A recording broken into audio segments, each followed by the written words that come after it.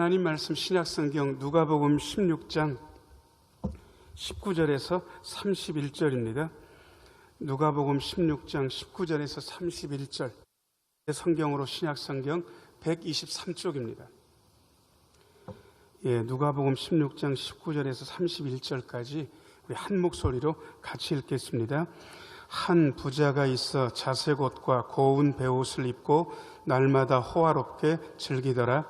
그런데 나사로라 이름하는 한 거지가 헌데투성이로 그의 대문 앞에 버려진 채 그 부자의 상에서 떨어지는 것으로 배불리려 하며 심지어 개들이 와서 그 헌데를 핥더라. 이에 그 거지가 죽어 천사들에게 받들려 아브라함의 품에 들어가고 부자도 죽어 장사되매 그가 음부에서 고통 중에 눈을 들어 멀리 아브라함과 그의 품에 있는 나사로를 보고 불러 이르되 아버지 아브라함이여 나를 긍휼히 여기사 나사로를 보내어 그 손가락 끝에 물을 찍어 내 혀를 서늘하게 하소서. 내가 이 불꽃 가운데서 괴로워하나이다. 아브라함이 이르되 예 너는 살았을 때에 좋은 것을 받았고 나사로는 고난을 받았으니 이것을 기억하라. 이제 그는 여기서 위로를 받고 너는 괴로움을 받느니라. 그뿐 아니라 너희와 우리 사이에 큰 구렁텅이가 놓여 있어 여기서 너희에게 건너가고자 하되 갈 수 없고 거기서 우리에게 건너올 수도 없게 하였느니라. 이르되 그러면 아버지여 구하노니 나사로를 내 아버지의 집에 보내소서.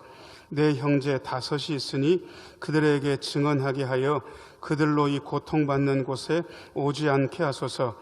아브라함이 이르되 그들에게 모세와 선지자들이 있으니 그들에게 들을지니라. 이르되 그렇지 아니하니이다. 아버지 아브라함이여 만일 죽은 자에게서 그들에게 가는 자가 있으면 회개하리이다. 이르되 모세와 선지자들에게 듣지 아니하면 비록 죽은 자 가운데서 살아나는 자가 있을지라도 권함을 받지 아니하리라 하였다 하시니라. 아멘. 잠시 기도하고 하나님 말씀 듣습니다. 은혜로우신 아버지 하나님, 이 시간 말씀하여 주옵소서. 죄인된 종은 감추시고 주의 말씀이 손상 없이 거침없이 성도들의 심령 속으로 흐르게 하여 주옵소서. 예수님 이름으로 기도하옵나이다.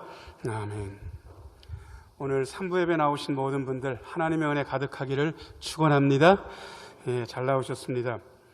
어떤 분이랑 이야기하다가 천국과 지옥 얘기를 우연찮게 한 적이 있습니다. 그런데 그분이 좀 불편한 것 같더라고요. 뭐라고 얘기하냐 그러면 목사님 요즘이 어느 때인데 그런 얘기 하시냐고, 지금은 그런 얘기 옛날 얘기지 않냐고, 그런 얘기 안 해도 될 것 같다고. 사실은 글쎄요, 그분이 그렇게 말하는 의도를 제가 알긴 알겠어요. 그런데 사실은 천국과 지옥 얘기는 요즘 더 필요한 얘기입니다. 요즘 강단에서 천국과 지옥 얘기 안 하고 하나님의 심판에 대해서 이야기 안 한 지가 오래됐습니다. 그죠? 좋은 얘기, 괜찮은 얘기, 힘나는 얘기.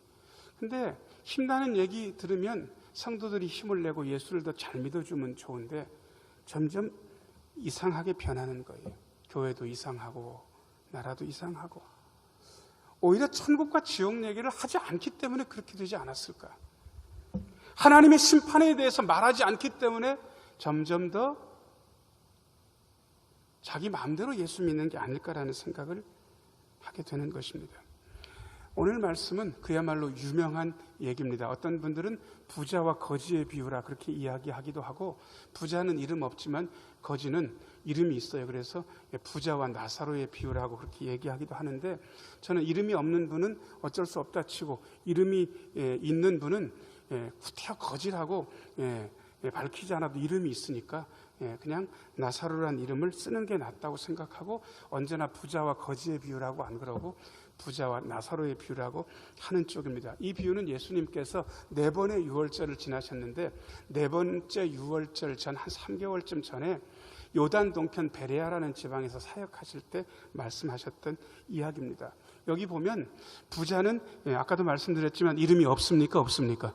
이름이 없는 건 아니고 안 나왔겠죠. 근데 거지는 이름이 있습니까? 있습니까? 있어요.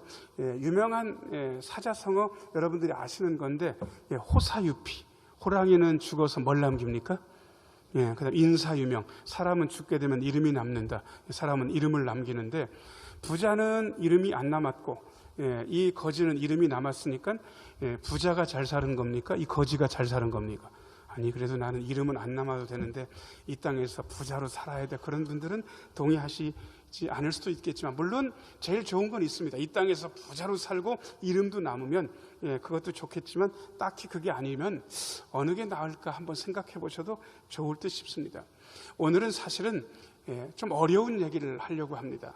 우리는 이 땅에서의 삶이 전부라는 생각을 가지고 이 땅에서 굉장히 열심히 삽니다. 이 땅에서의 삶, 현세의 삶, 이곳에서의 삶, 우리는 이 삶을 여기서의 삶이라고 그렇게 이야기할 수 있고요. 그게 있는지 없는지 확실히는 잘 모르겠고, 정 목사는 있다고 확실히 얘기하는 거기서의 삶, 내세의 삶, 천국과 지옥으로 갈리는 삶이 있다고 저는 오늘 말씀을 드리고 있는 겁니다. 그래서 설교 제목을 6글자로 그렇게 해놨습니다. 설교 제목 6글자 한번 띄워주실래요? 자, 같이 한번 읽어보겠습니다. 시작. 여기서 거기서. 우리가 지금 여기서 삽니다. 거기에 삶이 과연 있을까?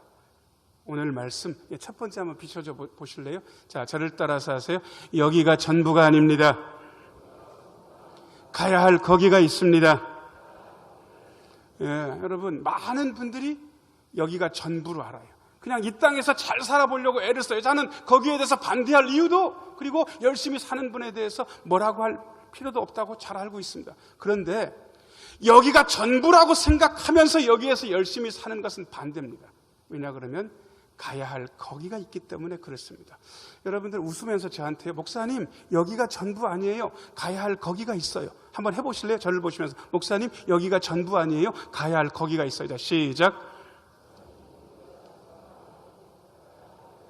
예, 여러분들이 그렇게 집단적으로 저한테 얘기하니까 가야 할 거기가 있다는 걸 확실히 알게 되는 것 같습니다. 옆에 있는 분들한테 여기가 전부 아니에요, 가야 할 거기가 있어요. 인상 쓰면서 얘기하시면 상당히 이상한 얘기. 그런데 웃으시면서 얘기하면 괜찮아요. 자, 해보세요. 자, 시작.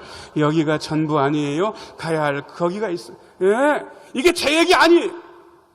오늘 말씀이 이야기하고 있습니다. 22절, 23절 한번 읽어보겠습니다. 22절, 23절 같이 한번 읽겠습니다. 시작. 이에 그 거지가 죽어 천사들에게 받들려 아브라함의 품에 들어가고 부자도 죽어 장사되매 그가 음부에서 고통 중에 눈을 들어 멀리 아브라함과 그의 품에 있는 나사로를 보고. 22절 말씀 좀 비춰줘 보세요. 저는 22절 말씀 읽으면서 한편으로는 통쾌하고 한편으로는 안심이 됩니다. 여러분, 그런 분들 보셨어요? 부자라고 생각하고 어깨에 힘 빡 주고, 우리는 목에 힘 준다는 얘기를 목에 뭐 한다 그럽니까? 목에 깁스도 아니 기부스 한다고. 목에 기부스 하고 댕기는 거예요. 그런데 그런 부자도 죽었어요. 하루하루 사는 게 지옥 같았고, 하루하루 사는 게 너무너무 어려워서 죽는 게 사는 것보다 낫다라고 싶은 그 거지도요, 이 땅에서의 고통이 마감되는 죽음이 왔어요. 거지나 부자에게나 죽음이 공평하게 와요. 보통 여기서 많은 분들이 끝났다 그렇게 생각을 해요. 가끔 예수 안 믿는 분들하고 얘기를 해보면, 제가 신흥교회 목사인 건 동네 분들이 대부분 알아요. 왜냐 그러면 저는 한 번 보면 잊을 수 없는 몸매를 가졌거든요. 그래서 제가 목사인 걸 알고, 목사님 죽으면 끝 아닙니까? 목사님은 천국과 지옥이 있다 그러지만 죽으면 끝 아닙니까? 아니요, 죽음은 끝 아닙니다. 자, 저를 따라서 하세요. 여기가 전부 아닙니다. 가야 할 거기가 있습니다. 근데 가는 게 좀 다른 것 같아요. 22절 보니까 거지가 죽었는데 누구들한테 받들려서 올라갑니까? 천사들한테. 근데 부자는 22절 뒤하고 23절 첫머리 비춰줘 보세요. 부자도 죽긴 죽었는데 23절 보니까 천사들한테 받들려서 올라간 것 같습니까? 음부에 떨어져 버린 것 같습니까? 음부에 떨어져 버린 거예요. 뭐가 다르구나. 죽음이 끝이 아니구나. 죽음 저 너머에 어떤 세계가 있구나. 이게 제 말이 아니고요, 예수님께서 비유의 말씀으로 확실히 이야기하고 계십니다. 저는 목사가 돼서 제일 행복한 게 뭐냐 그러면, 장례식에 공식적으로 많이 참여할 수 있어서 다행이다라고 생각하고 늘 기쁘고 감사하게 여겼습니다. 지금은 우리 교회에서 장례식이 그렇게 자주 일어나는 편은 아닙니다. 부목사 때 제가 섬기는 교회가 제적교회는 한 3,500명, 출석교회는 1,300~400명 되는 그러한 교회였는데 1년이면 장례식이 45차례 정도 났습니다. 45차례면 1년이 52주라고 치고 장례식 있는 때가 많은 겁니까? 없는 때가 많은 겁니까? 있는 때가 훨씬 많죠. 장례식 없는 주간이 거의 없어요. 그 중에 절반이 저희 교구분들이 돌아가셔요. 늘 목사님 돌아가실 것 같아요. 와주세요. 돌아가셨어요. 와주세요. 얘기를 하는 거예요. 늘 장례식에 가요. 가면서 제가 느끼는 건 뭔지 아세요? 꼭 하나님께서 저한테 이렇게 말씀하시는 것 같아요. 정 목사, 너도 다르지 않아. 너도 여기가 전부가 아니야. 가야 할 거기가 있어. 자꾸 말씀해 주시는 거예요. 이 땅이 전부가 아니라는 사실을 자꾸 깨닫게 되는 거예요. 제가 장례식을 많이 참여했기 때문에 다른 분들보다 일찍 돌아가실 것 같습니까? 언제 어디서 어떻게 죽을지 잘 모를 것 같습니까? 장례식에 많이 참여했기 때문에 정 목사는 일찍 죽을 거다 1번. 정 목사는 언제 어디서 어떻게 죽을 건지 모를 거다 2번. 자, 1번과 2번 중에 여러분 자비를 베풀어서 얘기를 해보세요. 몇 번입니까? 2번. 장례식에 많이 참여했다고 제가 일찍 가는 것도 아니에요. 다만 참여하면서 여기가 전부가 아니라는 사실을, 여기에서의 삶이 끝나면 가야 할 거기가 있다는 사실을 늘 상기시켜 주는 거예요. 여러분, 이 사실을 잊고 살면 안 돼요. 여기서 천년만년 살 것 같은데 절대로 그렇지 않아요. 가야 할 거기가 있는 거예요. 이 사실을 기억하면서 사는 사람하고 전혀 이 사실을 인지하지 못하고 사는 사람은 삶의 모습이 완벽하게 다릅니다. 여러분, 여기가 전부 아니에요. 가야 할 거기가 있어요.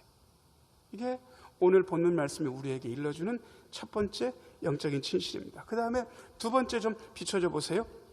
자, 화면 보면서 같이 읽겠습니다. 시작. 여기서의 삶의 방식이 거기서의 삶을 결정합니다. 한마디가 다 소중합니다. 여기서 어떻게 사느냐, 그 삶의 방식이 거기서 어떻게 살지 우리의 삶을 결정한다고요. 거기서 살고 거기서 결정하는 게 아니고 우리는 여기서 살고 그 삶의 방식 따라 거기서의 삶이 결정됩니다. 19절 말씀, 20절 말씀 한번 읽어보겠습니다. 19절, 20절 같이 한번 읽겠습니다. 시작. 한 부자가 있어 자색 옷과 고운 베옷을 입고 날마다 호화롭게 즐기더라.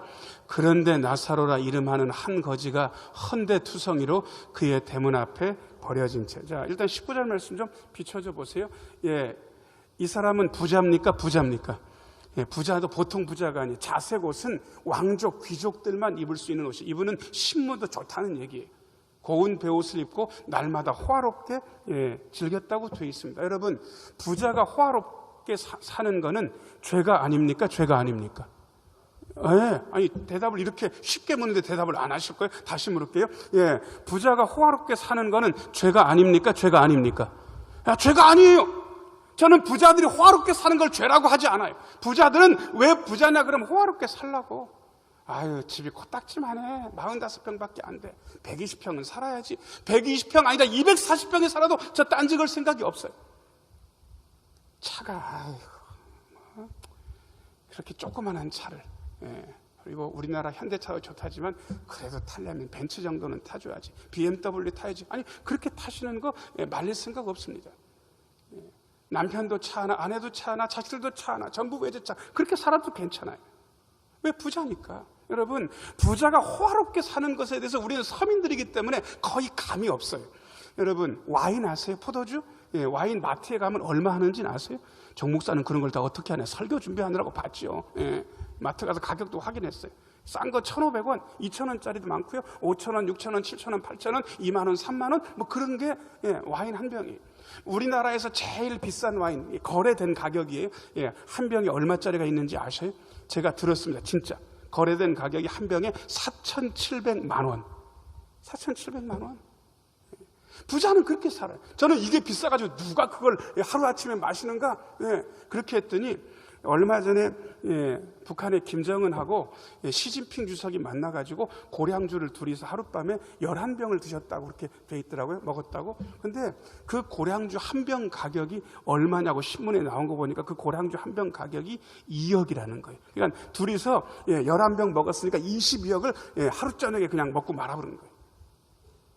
부자가 사는 건 사람들이 일반 사람들이 생각도 못하는 거예요. 저는 근데 그렇게 사는 거 뭐라고 얘기 안 해요. 부자니까 그렇게 살아도 괜찮아요. 그런데 문제는 어디서 문제가 있냐 그러면 20절, 21절에서 문제가 생겼어요.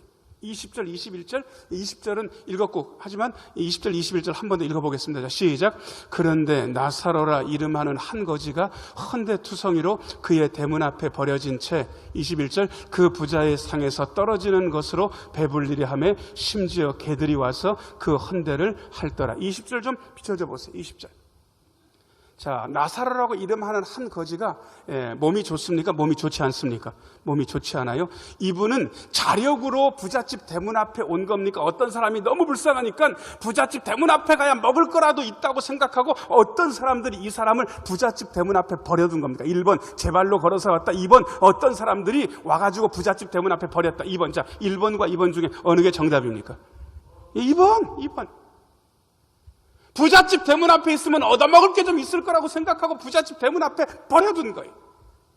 왜? 부잣집 대문이니까 얻어먹을 거 있겠다. 그런데 기가 막힌 건, 야, 김 집사, 대문 앞에 이상한 인간이 있다.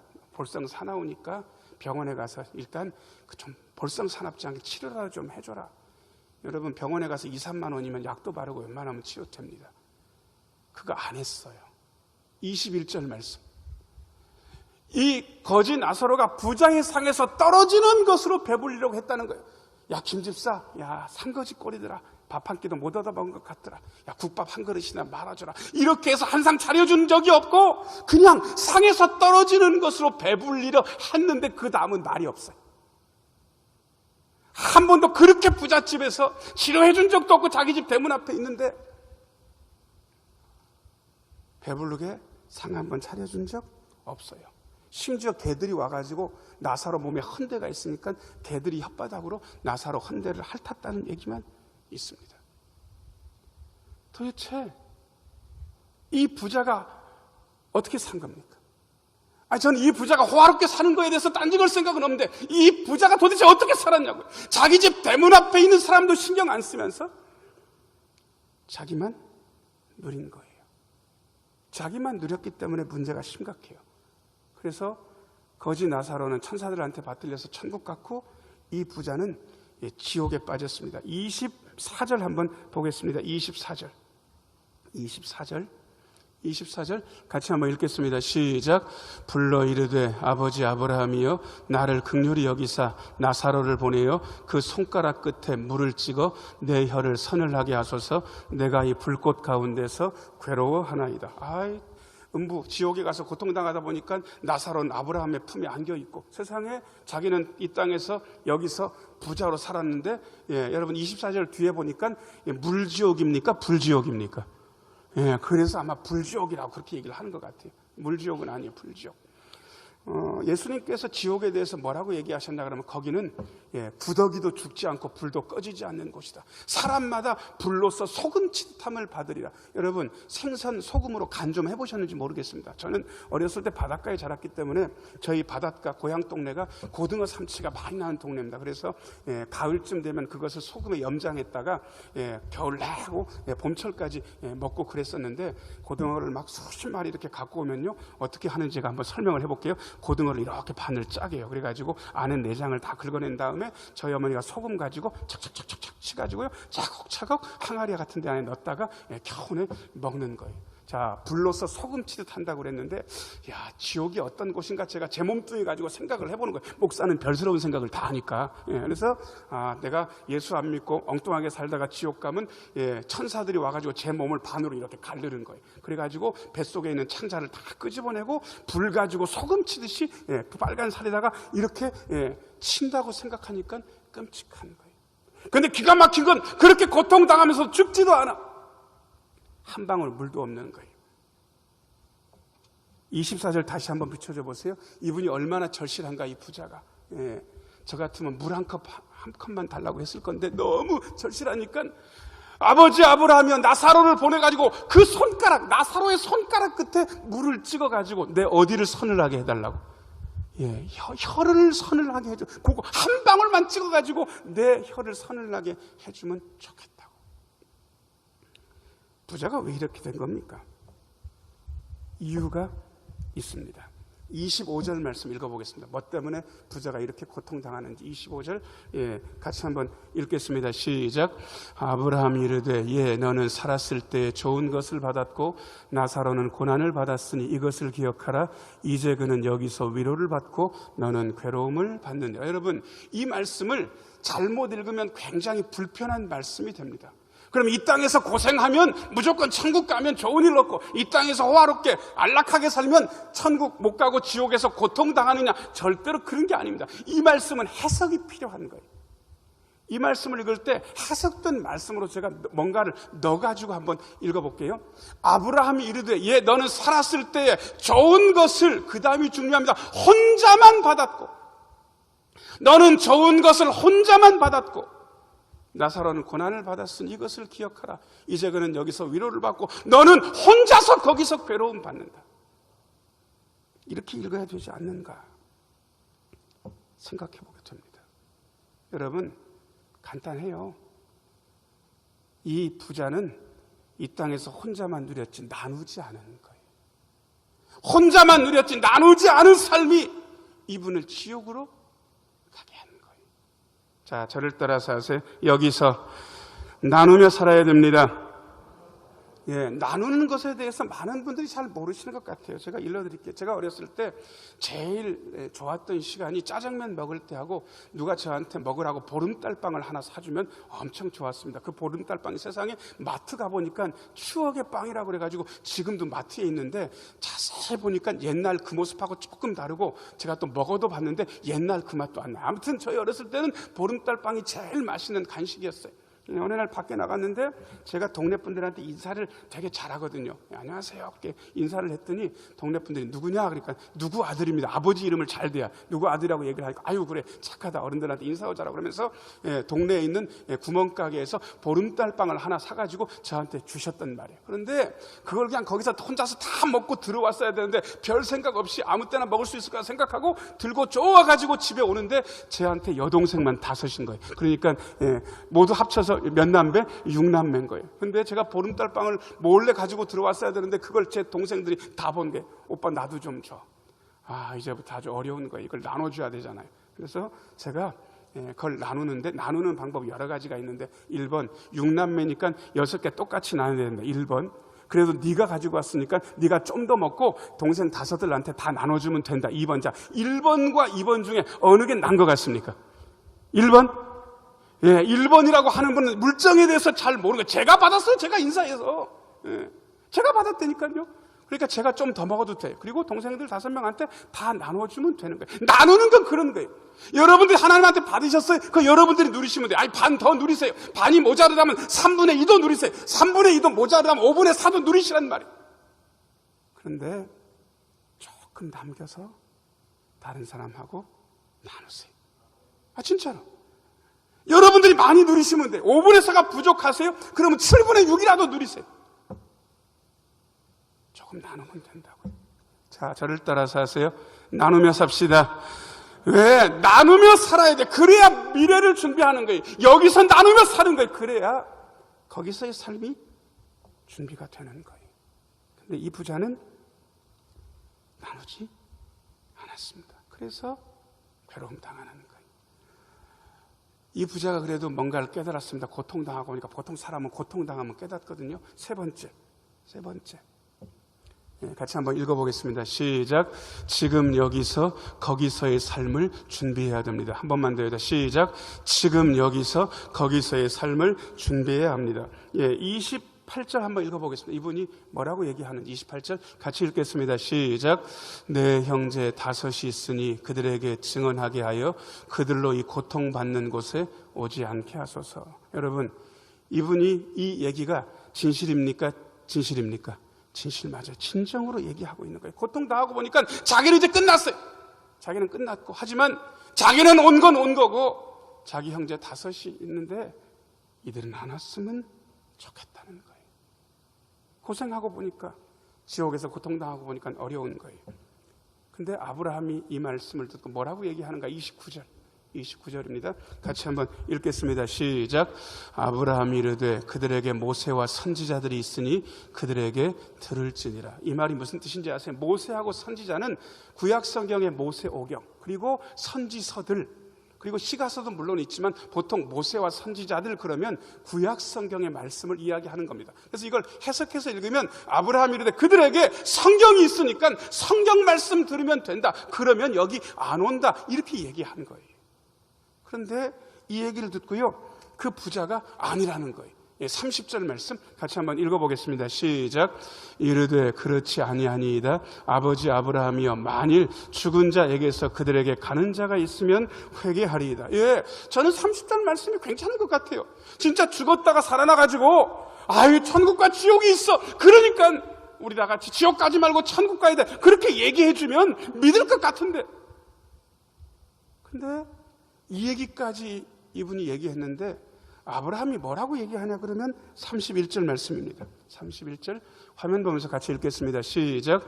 이르되 모세와 선지자들에게 듣지 아니하면 비록 죽은 자 가운데서 살아나는 자가 있을지라도 권함을 받지 아니하리라 하였다 하시니라. 해석해서 읽으면 이르되 성경 말씀을 듣고 믿지 않으면 비록 죽은 자가 살아나서 권해도 그 권하는 거 안 받을 거다. 성경 말씀 안 들으면 죽었다가 살아난 사람이 얘기해도 안 믿을 거다. 저는 처음에 30절 읽으면서 이 부자의 말이 맞는 게 아닐까라는 생각을 하다가 시간이 지나면 지날수록, 믿음 생활을 하면 할수록, 목회를 하면 할수록 31절 아브라함의 말씀이 맞다는 생각을 하게 됐습니다. 여러분, 어떤 분들이 은사체험하면서 천국도 보고 지옥도 봐요. 그 눈빛을 보고 그분의 얘기를 들어보면 분명히 보고 온 거예요.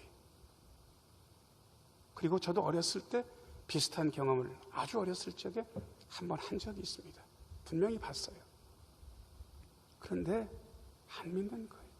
목사님은 그렇게 얘기해도 천국과 지옥이 어디가 있냐고, 하나님의 심판이 어디가 있냐고, 성경 말씀이 돼 있는데도 안 믿는 거예요. 보고 왔는데도 얘기하는데 안 믿는 사람들이 여전히 있는 거예요. 여러분, 가장 큰 준비가 뭐겠습니까? 자, 저를 따라서 하세요. 지금 여기서 말씀을 드려야 됩니다. 지금 여기서 하나님 말씀 들으면서 여기서의 삶이 전부가 아니라 거기서의 삶이 있다는 사실을 받아들여야 하는 거예요. 여기서 어떻게 사느냐, 그 삶의 방식에 따라서 거기서의 삶이 결정된다는 것을 들어야 되는 거예요. 그리고 지금 여기서 살면서 거기서의 삶을 말씀 들으면서 준비해야 합니다. 사랑하는 여러분, 이 땅에서 사는 게 녹록지 않다는 것을 제가 왜 모르겠습니까? 근데 여러분, 여기가 전부가 아닙니다. 반드시 가야 할 거기가 있습니다. 여기서 어떻게 사느냐, 그 삶의 방식이 거기서의 삶을 결정할 겁니다. 그러니까 지금 여기서 서로 나누면서 말씀 들으면서 하나님의 은혜를 의지하고 사시면 됩니다. 그렇게 하면 우리는 예수님의 품에 안겨 있게 될 것이고 아름다운 것들을 누리게 될 것입니다. 이러한 은혜에 동참하시는 우리 모두가 되기를 예수님의 이름으로 축원합니다.